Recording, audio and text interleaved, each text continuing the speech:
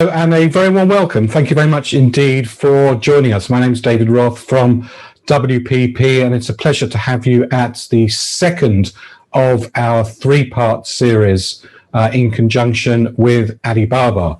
This session is all about a deep Alibaba immersion, and there's no better group of people for today's session to give you just that.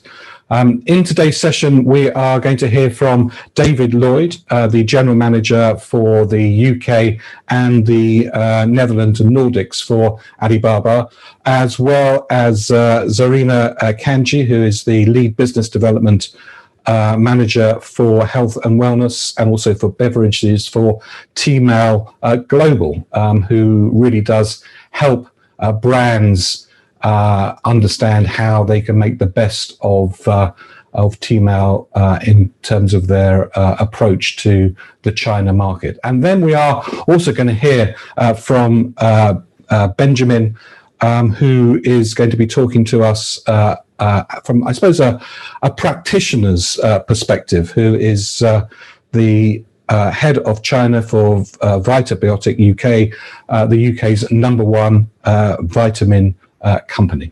So we have a packed hour as we normally have. So without taking up any more time, I would like to hand over to our co-host of this series, David Lloyd from Alibaba. David, it's a great pleasure. Thank you very much indeed. Good afternoon. Thanks very much, David, for inviting me and introducing me today. Thanks, everybody, for joining us. So I'm just going to share my screen. And I hope you can all now see my slides.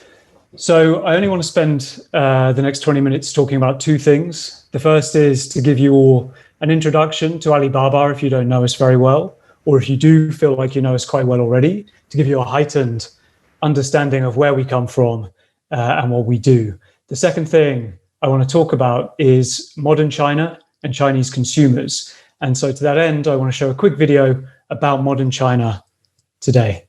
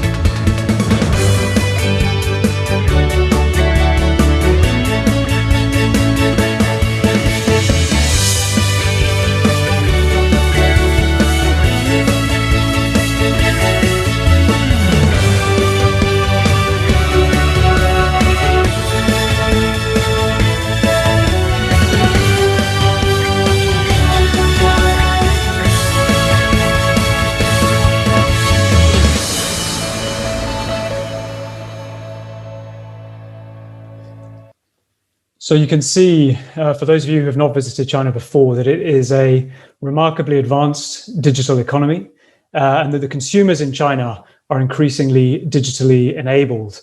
And Alibaba Group plays a really important role in those consumers' digital lives. And so I wanted to spend a bit of time at the start of this presentation talking about, well, how did we...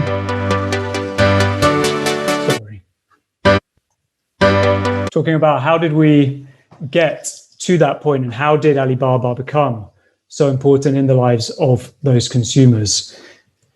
And to do that, I just have to first take you back 21 years. So we are a 21-year-old business founded, as you can see from this picture, in a flat in Hangzhou in the east of China.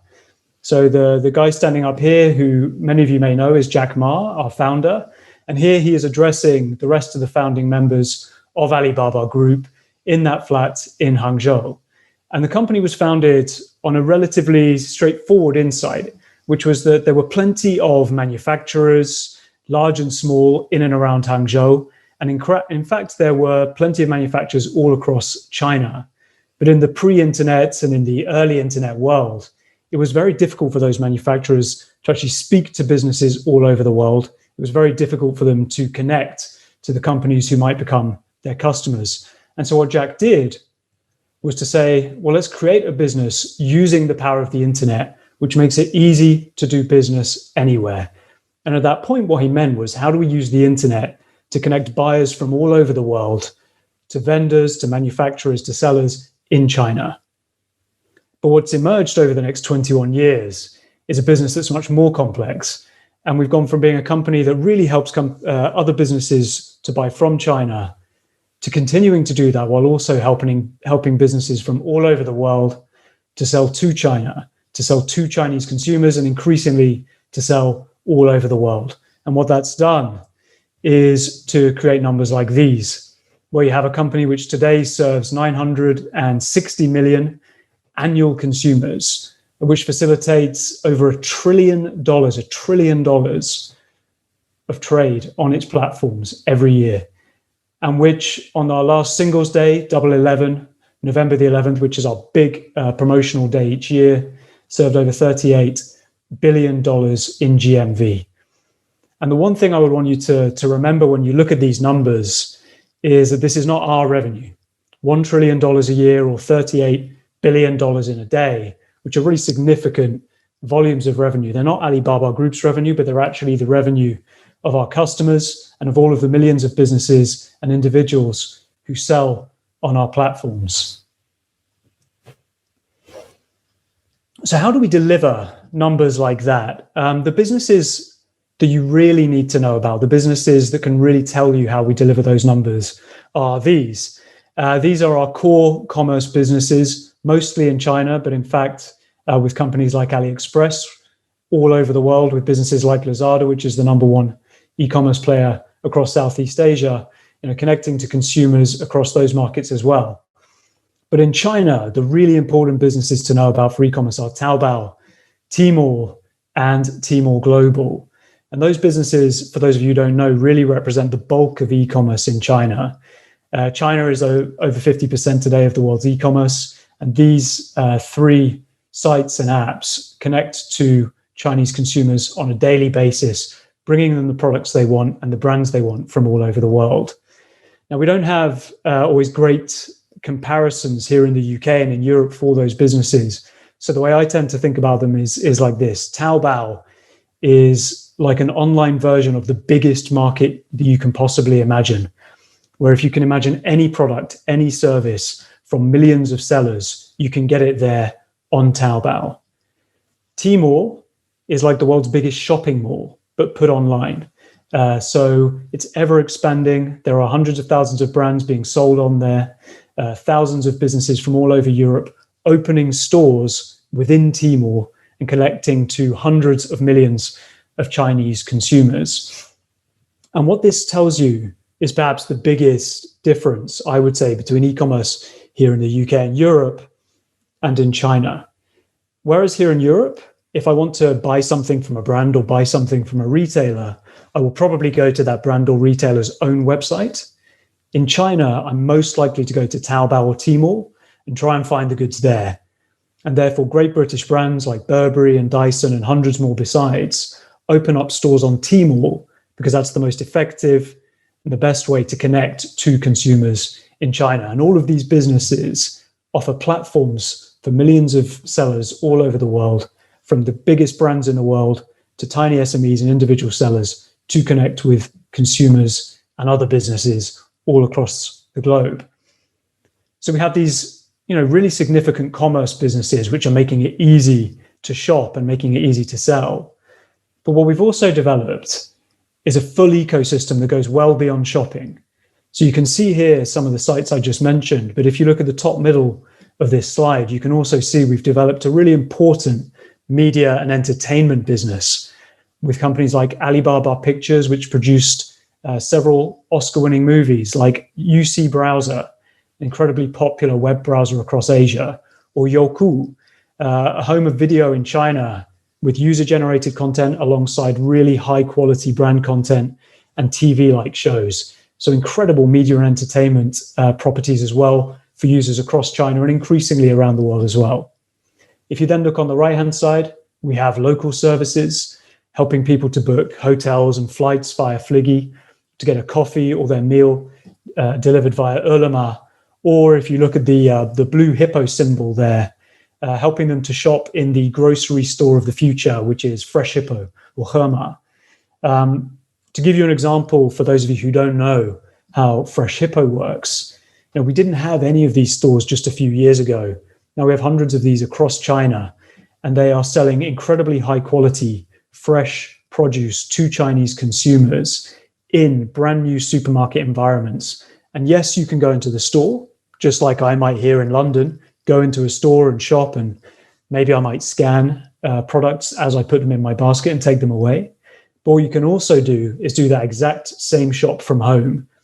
And our service is so efficient and so futuristic that actually if you were living near a Hema store, a Fresh Hippo store in China, and you'd started your shop on the app at the start of this webinar when David Roth started speaking, you could potentially get that shopping delivered to you by the end of the webinar. So within 1 hour, as long as you live just within a few kilometers of the store. So we're really offering not just e-commerce, but entertainment and plenty of local services to Chinese consumers. And powering all of this is an infrastructure we've built up over the last 21 years, which includes payments via Alipay, logistics with Tianyao, marketing and data services via Alimama, and then Alibaba Cloud. And to touch on each of those really briefly, so cloud, this is the leading cloud provider across Asia. It is an infrastructure we built, which we actually serve most of our products across now today. And why do we have to do that? Why do we build such a robust infrastructure like Alibaba Cloud? Well, because at our peak on 11, we're processing around about 500,000 transactions a second. And so we need that robust infrastructure. We need that kind of service to make sure that we're able to serve all of the customers who are across our platforms, and then increasingly sharing that service with other businesses besides. With Alimama, we want to take advantage of the extreme interaction we have on our platform, the way people come to us several times a day to look for products, yes, but also to share products with friends, to watch content. And we want to make sure that we help businesses like yours build your brands on the platform. Tianyao, our logistics network, connects consumers across China. We'll deliver tens of millions of packages every day across China. But increasingly as well, Tianyao is connecting businesses and consumers all across the globe. So we're building logistics hubs all over the world to make it as easy as possible to get goods from the UK, from around Europe into China, and vice versa at real speed. And then finally, Alipay. Alipay, yes, is a leading payment provider, serving payments online and offline, but it's much, much more besides. It offers financial services to consumers and to SMEs in China, but it's also really a lifestyle app. And to give you the example from my personal experience, when I go to China, the first app I open when I get off the plane is Alipay, not because I want to buy something normally, because I can use Alipay to order a taxi to take me from the airport to my hotel. When I get to the hotel, I can use Alipay to check in. And then as I live my life day to day in China, I'm really using Alipay to navigate around, to pay for items on the go. And it really is much more than just a payment app. So hopefully on this slide, which I probably could spend about 2 hours over, but I've tried to do in about 5 minutes, what you can see is that we're much, much more than just an e-commerce business. We're really a tech business, which plays an intimate role in the daily lives of Chinese consumers, but is also facilitating trade for businesses and consumers globally. So having talked about Alibaba and hopefully given you a bit of an increased understanding, of who we are, where we come from, and what we do, I want to talk a bit now about the Chinese consumer. And before I begin, I just want to quickly play you a very, very short video, which shows you how Shanghai has developed over the last 25 or 30 years.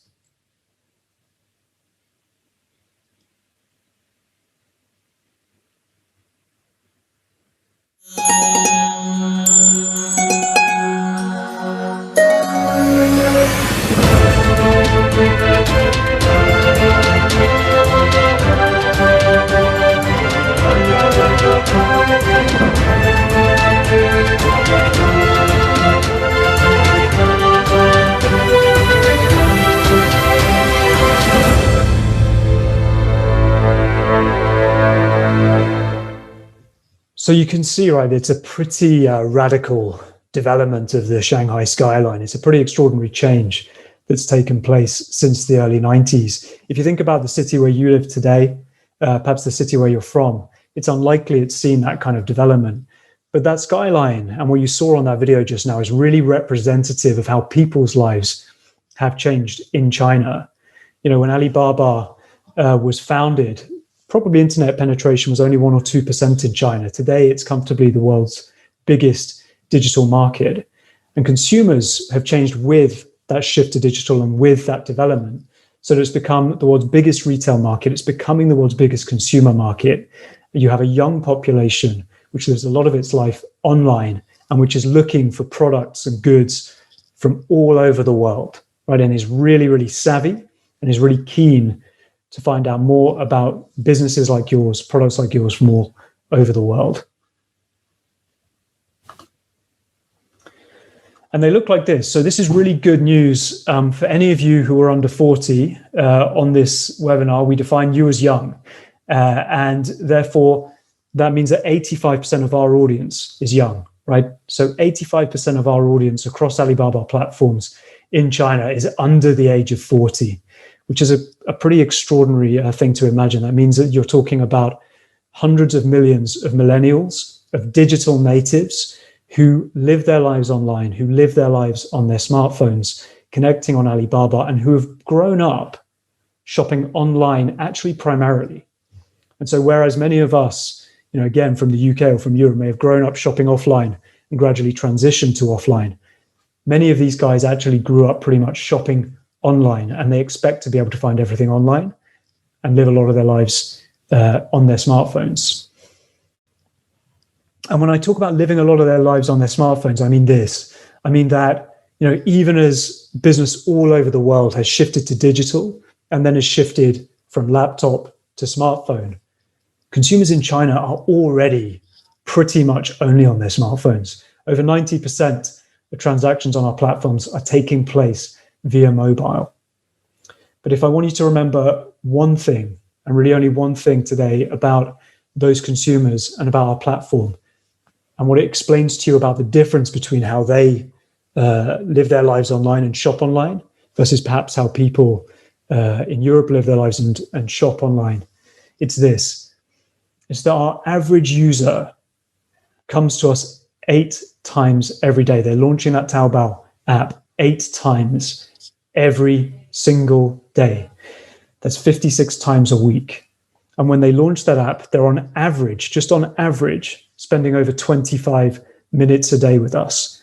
And that's really important to understand because it tells you there's a big difference in terms of how people are shopping online, in terms of how people are living their lives online in China versus how many of us are doing here in the UK and in Europe.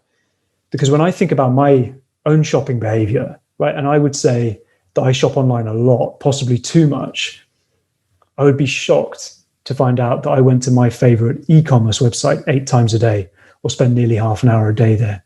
You know, it's incredibly unlikely that any of you on the call do that, even with the shopping app that you use most often.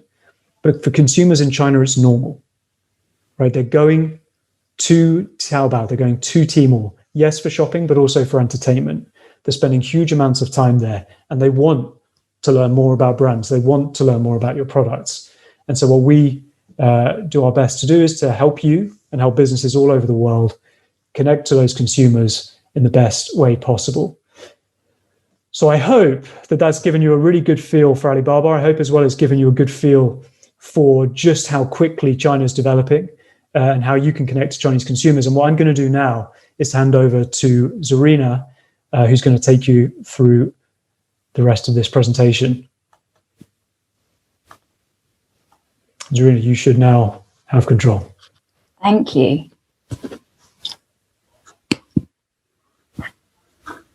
Okay, so hi everybody.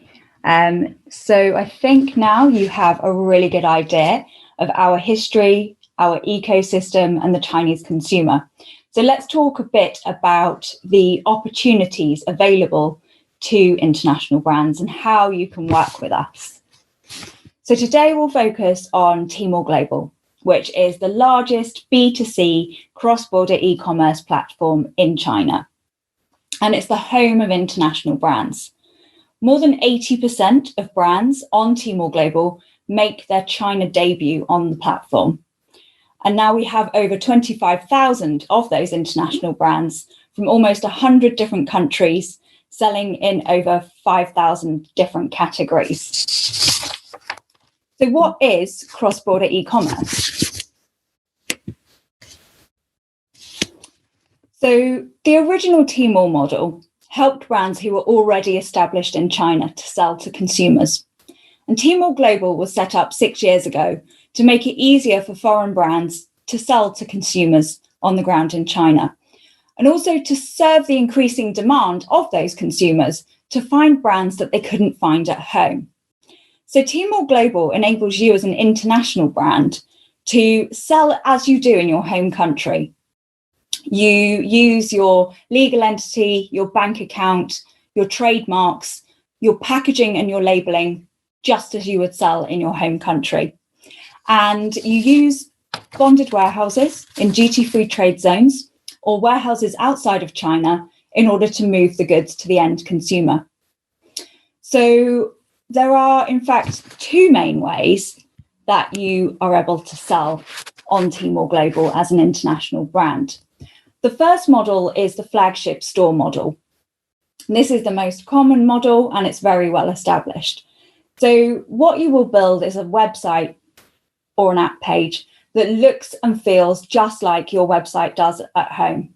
And it's a place for branding, marketing, transacting and interacting with customers.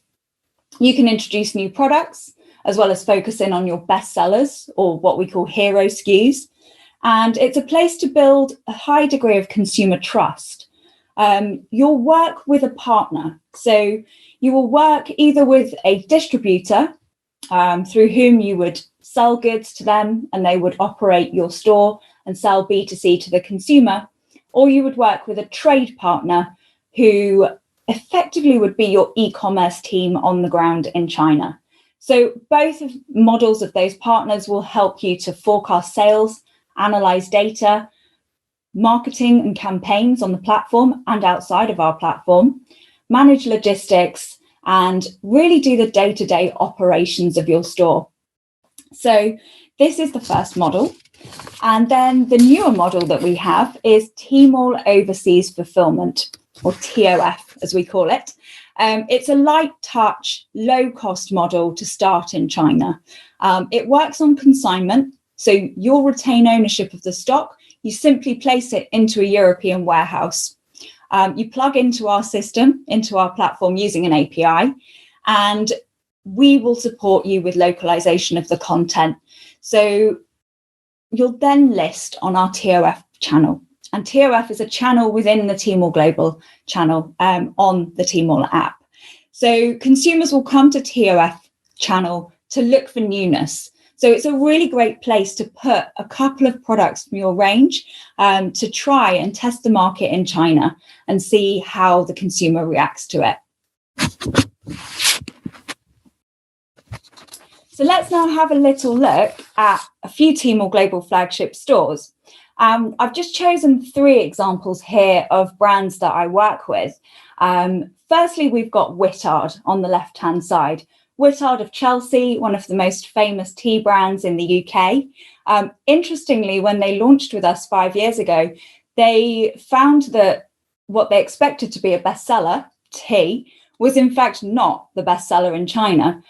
When they looked at their Tmall data, they actually found that hot chocolate was something that appealed to the Chinese consumer more. Secondly, we've got Smooth Skin, a brand I'd not heard of 2 years ago when I joined the business. It's a Welsh IPL hair removal brand, which launched on Tmall in 2017.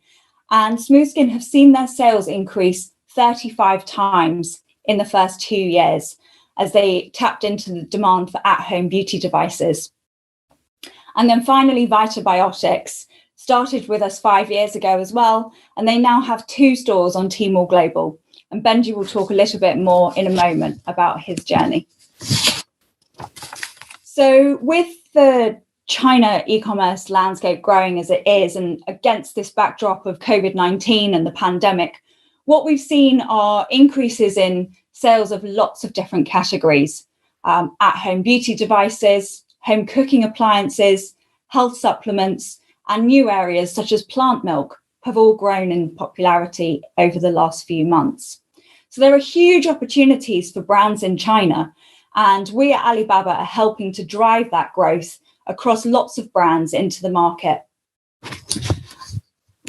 And where the pandemic has really only boosted demand for international products into the world's largest retail market, where sales are projected this year to exceed $5 trillion in China.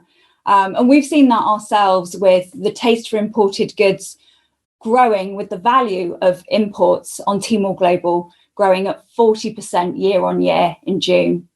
So let me, without further ado, introduce Benji Lam, Director of China at Vitabiotics, a Tmall Global customer, to talk to us about his experience in the market. So Benji, would you like to introduce yourselves as we just stop our screen share there?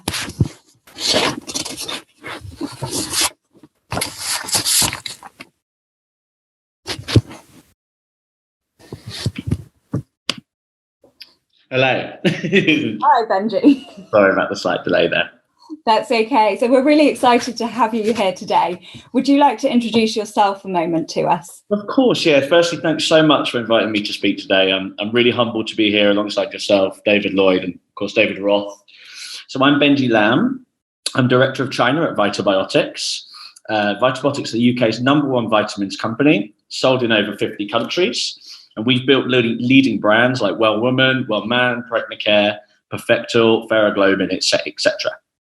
We've been active in China for over 5 years, launching and entering the market through Alibaba on Tmall Global. In terms of my background, I lived and worked in China for 4 years, initially working as an English teacher, and then working in e-commerce and a number of marketing agencies before joining Vitabiotics to manage our China operations. I mean, I know from experience when I was diving into China, I encountered a lot of theory. So outside of that kind of conceptual understanding, I hope through this Q&A we can provide a practical, pragmatic series of insights and that you can apply those directly to your own operations. Fantastic. So we've got 3 core topics to cover today. So let's dive in. The first one I'd like to talk about is realigning to China. Can you share some information about how you ensure your organisation buys into a China strategy and commits the necessary resources to succeed in the market? Yeah, that's a great question. I mean, going back to the title of the topic today, i.e. rapid immersion, we're looking at, just as a top line overview, a dedicated team. I feel like the head of the company needs to be in China. The dedicated position needs to be focused on China. I feel like there needs to be a senior level prioritization of the China market. And I feel that companies need to focus on how they adapt their own company culture, both in terms of localized demand and localized speed, which we'll go on to in a second. But I know for me personally, the first priority was shifting company culture. So it sounds like an obvious statement, but China requiring significant resource internally. So whether that resource be supply, forecasting, localization in terms of different product lines, marketing investment, or as I've mentioned a second ago, senior level engagement with the market. And I feel that company culture has to adapt in terms of speed. So what I mean by speed is being reactive to local market demands. So whether that's speed of forecasting, supply, opportunities arise quickly and need to be seized quickly. For example, as we're going to go on to talk about, live streaming and influencer demand. And from my experience, to be honest, Alibaba's category managers can be frustrated if us as brands don't work to the timelines, and whether that be for live streams, goods in warehouse, new product launch, etc. So I know, personally at Vitalbiotics, we've really prioritized China as an export market. We're seeing stable growth in COVID-19, and we're seeing increasing demand across multiple categories. For example, we have 2 dedicated stores now, one in the mother-baby category, one in the healthcare category. And the second main priority for me was actually building a strong relationship with Alibaba. So whether that be with category managers directly, with the global team, with London HQ, we've had a lot of advice, we've had a lot of support in terms of new product launches, media buying, live stream opportunities, sales targets, actual digging into our store data, and tapping into events like this and the educational resources that Ali provide as well. Brilliant. So I know that you now have a team on the ground in China, but 5 years ago when you started, you didn't. And lots of other brands don't when they enter either. Lots of brands continue not to. So can you just talk to us about, at the start, how did you manage your Tmall store? Yeah, it's a great question. I mean, honestly, there was a real ease of entry with Alibaba Global and through our trade partner. So we entered through China with a Tmall Global Flagship store, aligned with an Alibaba approved third party. So they worked on the store management. And then we outsourced different parts of the launch to a series of agencies. We did that years 1 to 4. And we initially focused on our Pregnacare brand being a leading hero in the UK, and the mother baby sector and the category being so strong at the time of our point of entry. That method worked well for us. We were able to compartmentalize, we were able to test. Different media and marketing agencies were quite bespoke. We could plug in different APIs and third-party analytics. And because we were focusing primarily on mother baby, we had a limited number of products initially. And in that context, we found outsourcing to agency worked well. I mean, I don't think you necessarily need to take like an under one roof approach to China. It's good, from my experience anyway, to cherry pick agencies and bespoke partners, and that gives you an initial sense of flexibility. But obviously, there's not a one-size-fits-all approach, but certainly for us, that worked really well. And with the growth of our portfolio, we then opened a second store in the healthcare category and built an in-house team consisting of a marketing manager, designer, a video guy, assistant marketing, and worked on a series of intern programs and built that team in Chengdu. So obviously at that point, it was important for us as we moved into multiple categories and expanded our portfolio to build the team. But at point of entry, the in-house team wasn't required, in my opinion. Great. So as you said, you've moved into a different category, and health has become more of a focus in China. There's a government initiative, Healthy China 2030, which is encouraging the nation to become healthier across 14 different strains, from healthy eating to stopping smoking to becoming more active. And on Tmall Global, we have 71% of our health supplement buyers who are actually under the age of 40. They act very preventatively rather than reactively towards their health, don't they? So this was a perfect opportunity for you. It sort of aligned nicely to move from having just your mother and baby store to opening a second store in healthcare. So can you talk to us about how you work across the different categories and with the different managers? Yeah, of course. Yeah. Launched the healthcare store this year. We used a separate trade partner for this. Again, focusing on specialism, and we were looking at case studies actually through Alibaba by category. The messaging is so different between the stores. For our mother baby brands, we even have a Chinese adaptive brand name, Vitabiotics, which specifically refers to mother baby products. So by working cross category, we're able to compartmentalize. We were looking at different keyword bidding in terms of indexing and ranking products. And ultimately, we were able to plug in to separate category manager support networks.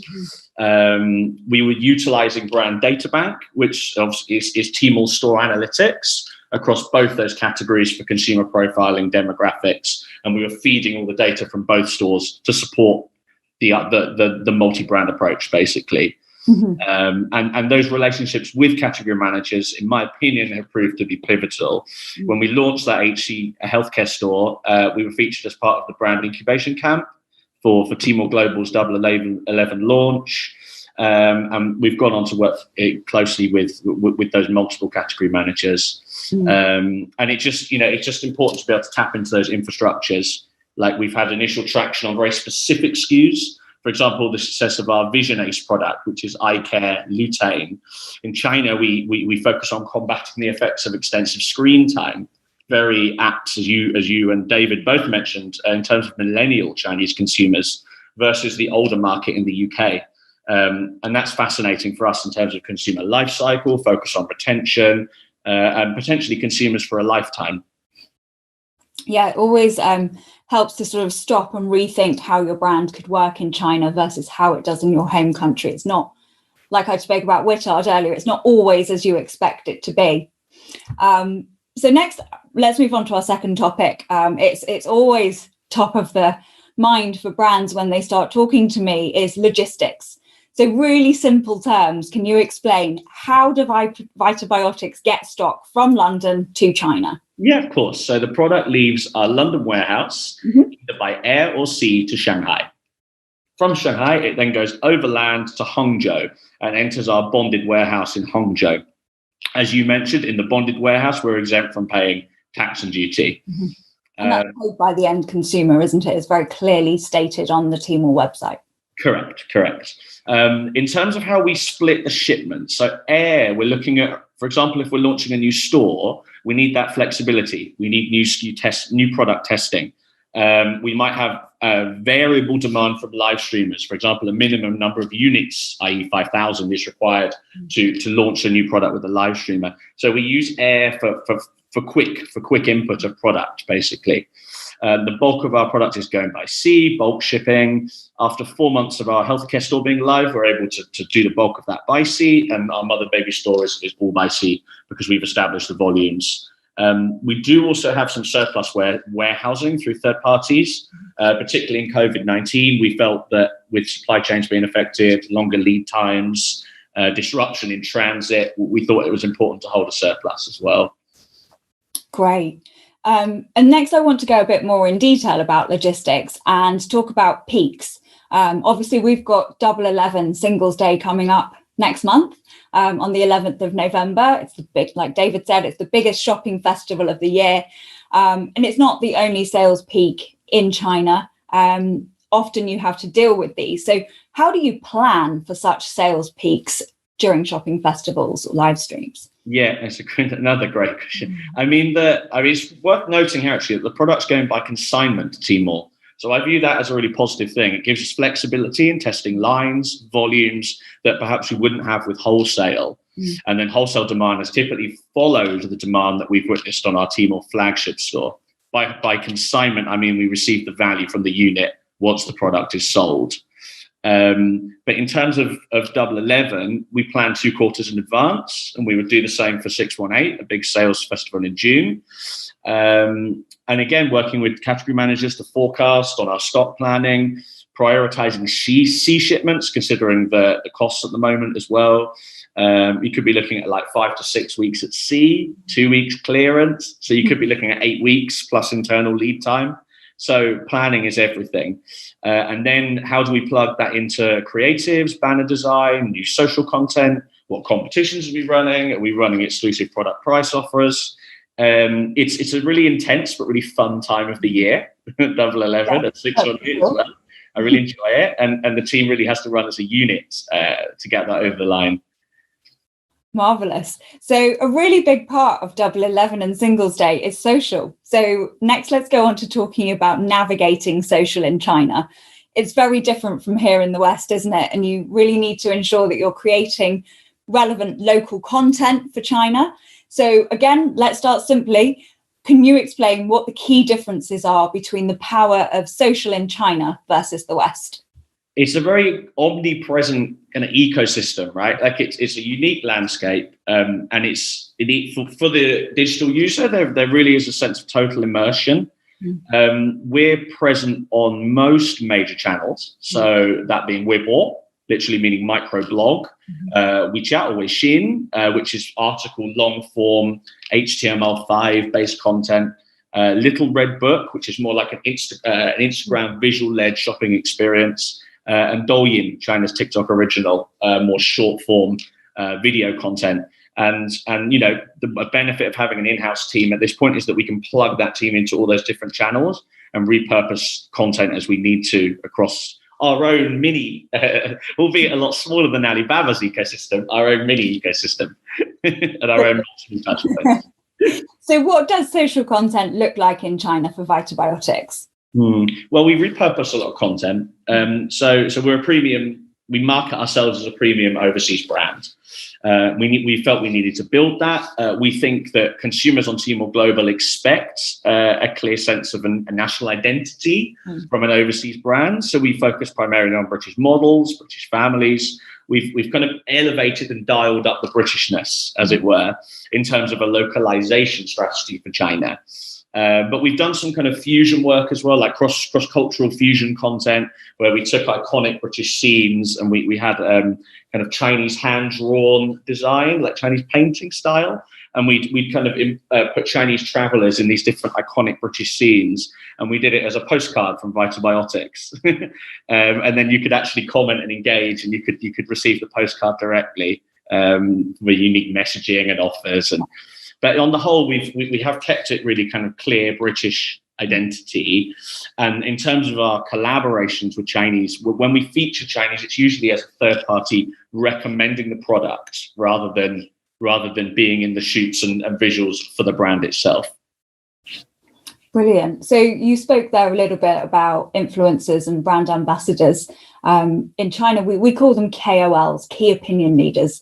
So in the West, we might think of influencers like Kim Kardashian as being the face of your brand. And here in the UK, Vitabiotics have a really well-established brand ambassador network, don't you? But actually in China, you are in fact the Test Daily of China. Can you talk to us a little bit more about that and your live stream experience? Yeah, you're right. In the UK, we have a very established ambassador network, as you say, David Gandy's Test Daily. And in China, it's very different because the live streamers on the whole are selecting the brands. So in that sense, it's more transient and they're after trending and hot products. But then, to be honest, it's also very competitive. When we live stream, we tend to live stream on Taobao Live. It's integrated into the Ali ecosystem, and we're driving traffic direct to store from the live stream. What you're referring to in terms of me being a Test Daily is I popped up on a live stream with a streamer and a KOL we've collaborated with a few times called Jie. I'm just thinking how to put it. It's more like a kind of gamification of the shopping experience. Like, it's quite informal, it's quite light-hearted, akin to a shopping channel in that sense.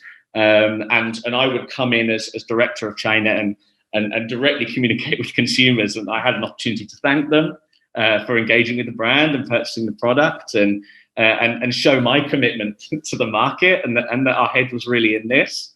But it is a very different experience. We were promoting Well Woman. So it's quite strange when you consider that I would pop in as a face of Well Woman, but it's not really deemed to be that. It's a real novelty that a brand representative who's actually operationally involved and usually would be behind the scenes actually appears on the live stream.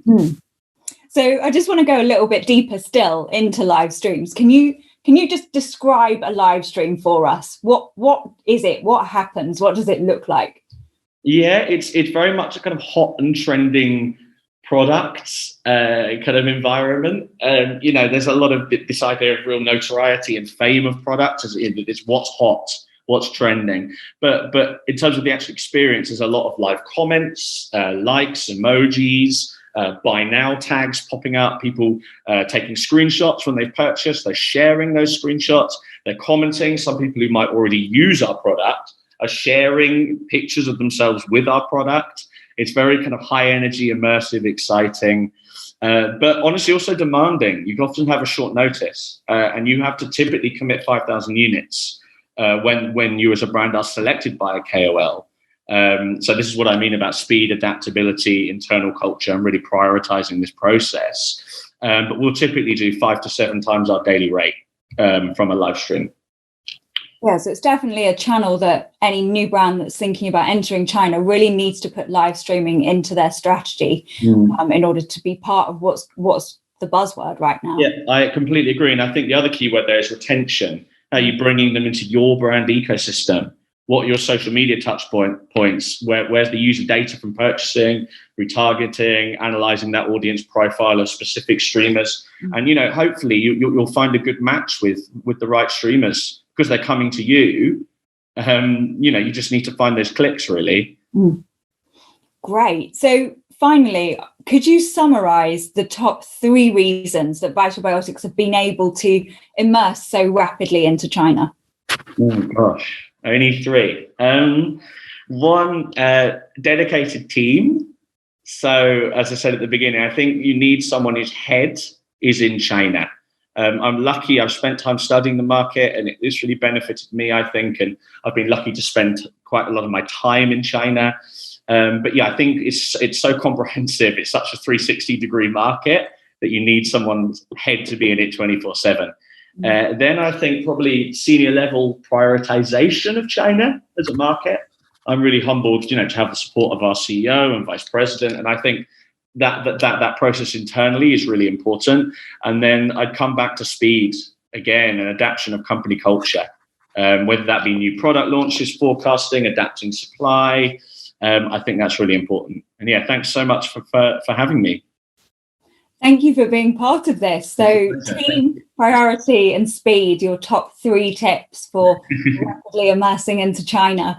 Thank you so much, Benji, for sharing. And hopefully some of those insights have inspired some of you on the call today to take the first step to export to China with Alibaba.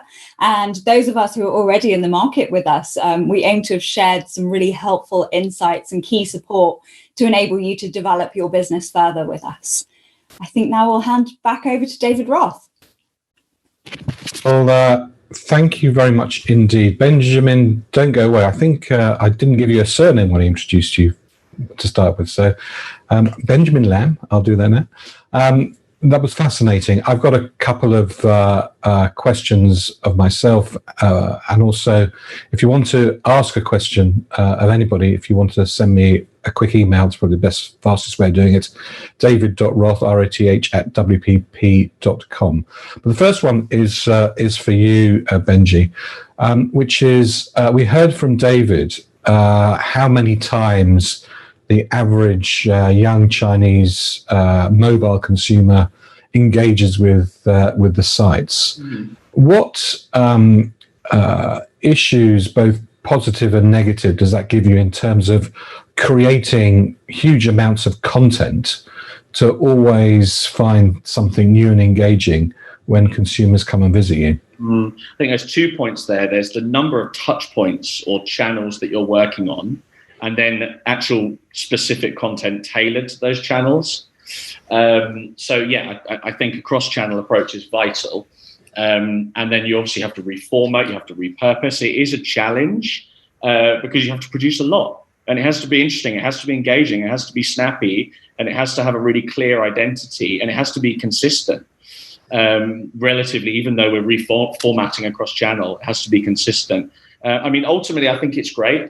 I like working in a market with so many touch points and such a regular sense of engagement with our customers and potential customers. But it does involve a certain degree of scaling your infrastructure to be able to provide that, whether that be the right bespoke agency for you or an in-house team. And for me, 5 years in, we found that plugging in an in-house team is the best way to do that.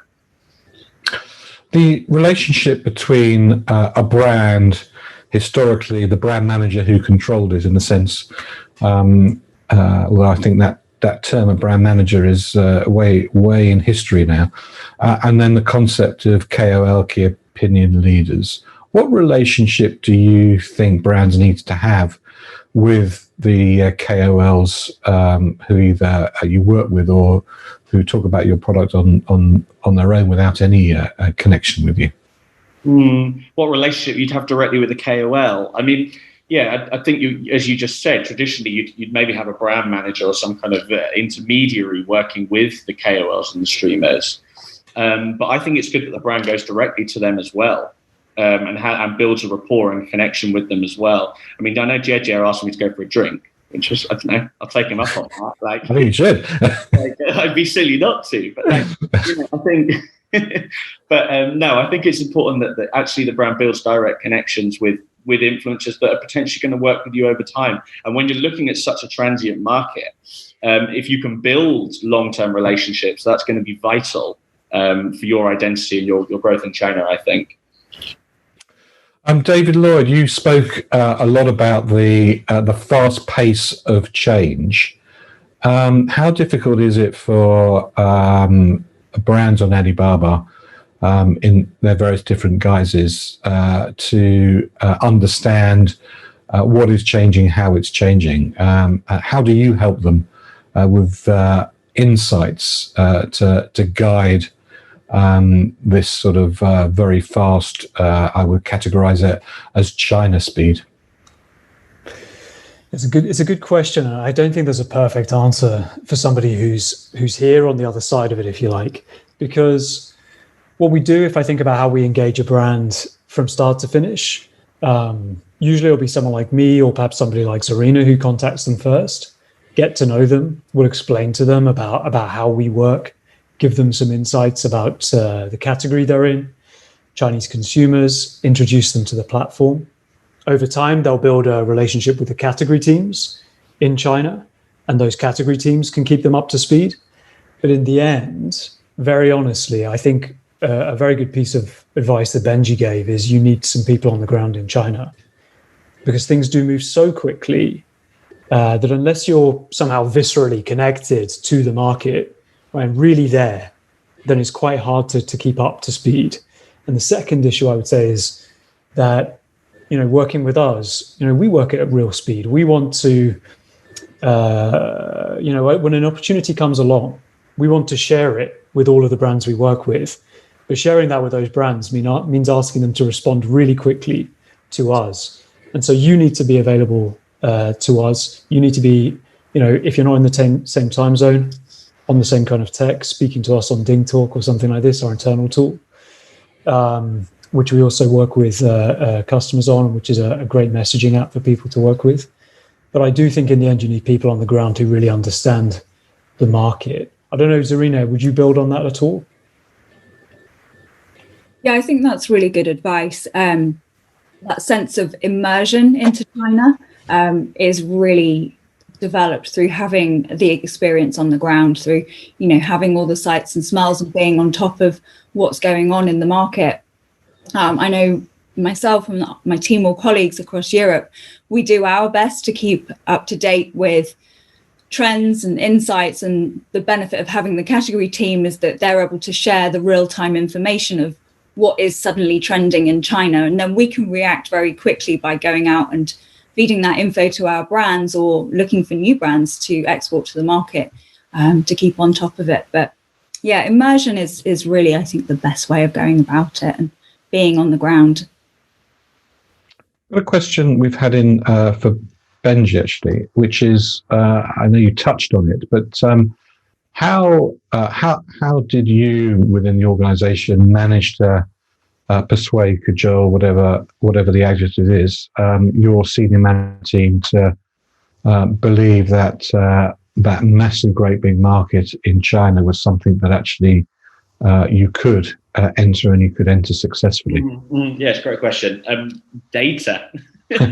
I mean, the data does the talking in terms of the middle class numbers, the scale of, in our case, the VMS, the vitamin mineral supplement market. But were they not really scared? I mean, when you look at some of those numbers and you think, wow, it's massive, but the investment, the time to actually crack a market like that is just too big for the resources that we have as a SME. Yeah, no, I can understand. I think it can be done in a step-by-step way, and I think it's about where in your strategy you're prioritizing. Like what are the channels you need to be on first, and where are you going to get the most tailored, specific help to get there in the most cost-effective way. So for us, honestly, it was through Tmall Global. It was through the Alibaba ecosystem. And that was our springboard. And there's so many resources out there and so many specialists that you can look to work with. But yeah, I appreciate it's daunting. There is a reality there. But also I think it's having a local partner with local insight will give you the confidence in understanding the market better, and confidence begins with understanding, from my experience. 11.11, as both David and Zarina said, is fast approaching. First of all, a short question for you, Benji, and I want to hand it over to Zarina and maybe David to wrap up. Which is, when did you start preparing, planning for 2020 11.11? So we typically would prepare 2 quarters in advance. So the preparation would take the form of forecasting, looking at our planning on different product lines, and then working out most effective shipping methods, and then looking into, as I said, different specific creatives for that event. But that conversation would definitely begin 2 quarters before, at the very latest. Having done a few double 11s, like I actually honestly probably would go like 3 quarters. I'd start thinking about it 3 quarters before, because there's such pivotal e-commerce moments in your calendar, and then they're really exciting. But they do require that degree of foresight and forethought. I just had an interesting comment come through, actually on that, which is during the actual day of 11/11. Do you just sort of sit there and hope for the best, or are you actively doing things on the day that can change the needle and move the dial? Honestly, like you get to kind of early October when the preheat for 11/11 starts, and it's done. There's nothing more you can do. So hence why you do have to be planning in advance. So there's a bit of fingers crossing, to be honest with you, on the day off. So preparation is key. But as I've mentioned, in terms of those category specific managers, they have a wealth of resources, and they really do plug in, and they're really vested in getting brands over the line on 11/11. So just leverage those resources. That they'll assist. They've certainly with us. They've assisted with stock planning to new product launches for. We're taking like ferroglobin and iron-based products in quite heavily on 11/11 this year, and it's the resources are there for brands who seek them out. Serena, what should we all be looking to this year in 11/11 to get a bit of inspiration? Oh, I couldn't possibly reveal any of the secrets that we've got planned. Damn, it was worth a try, wasn't it? It was worth a try, but no doubt with this being our 12th double 11, it will be exciting and not the biggest yet, as Jack said last week. But I think, something that I'd like to highlight that the Vitabiotics team have really done, and it struck me from the day that we first met, that Benji and the senior team, is that it was clear that China was a priority to them. It was clear that this was the market they really wanted to go for, and their appointment of Benji as the director of China really highlighted that. But what they all did, regardless of the fact that they are the UK's #1 vitamins company, they've had great success here, is that they were really, really humble about what they needed to do in China. We went up there with a set of data and figures and looked at what their business was now, and we identified some opportunities for them. And they went back to the fundamentals of commerce, of, what stock have we got? How are we pricing it? What does our content look like?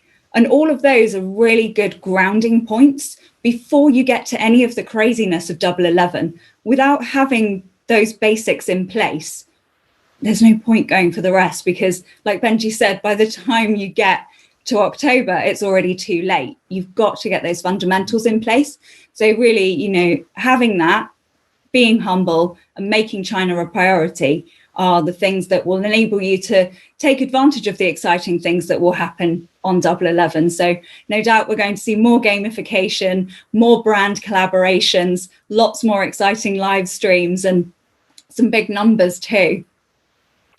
David Lloyd, finally, you've helped countless brands to be successful in China. What would you say is the single thing, if there is a single thing, or most important thing that anybody watching this thinking, this has given me some inspiration, I'm going to give it a go, I'm going to persuade my management team that this is an opportunity that we really can't ignore. What do you think the key piece of advice you can give them would be? Gosh, just one. I need to find a way of making one answer multi answers. Right? Become a politician. You can do that very easily. Exactly. So I think obviously the first step is call Zarina, right? And or call me. But I think the honest answer, do your preparation. Really try and learn about the market. If we weren't in a situation where so few of us can travel, I would say go there, spend time there. If you can't do that, then get to know a trusted partner in the market and try and learn from them. Speak to people like Benji, who can tell you about operating in the market. But but I would say really prepare and really get to know the market, because the opportunity is so big and is so exciting that you have to treat it as big and exciting. And that means you have to understand it differently. You have to prepare for it. Benji said he prepares 9 months in advance for Double 11. We're all surprised. Why should we be surprised? Retailers prepare 9 months in advance for Christmas. Double 11 could be bigger than Christmas for most global brands, actually. So of course you should prepare 9 months in advance. So what I would say is, do your homework, really prepare, but get to know China and Chinese consumers. And then what the final thing I would say in this long answer in one breath is, having built this amazing plan, having done all of that homework and having really prepared, then prepare to be really flexible, because everything's going to change a little bit. And you need to have a very, very flexible plan that can adapt to China and adapt to the speed of China. But of course, then calls Arena. Well, Benji Lam, Zarina Kanji, David Lloyd, thank you very much indeed for joining us on this second of our 3 series webinars. Please don't forget to join us next Wednesday, when we're going to take a big dive into live streaming key opinion leaders. At the end of that, you really will understand how it works, and we are also going to try and do a live stream into China so that we can all watch how it works. But for today, thank you all very much indeed for joining us. We very much appreciate your time, and we look forward to seeing you next week. Thank you.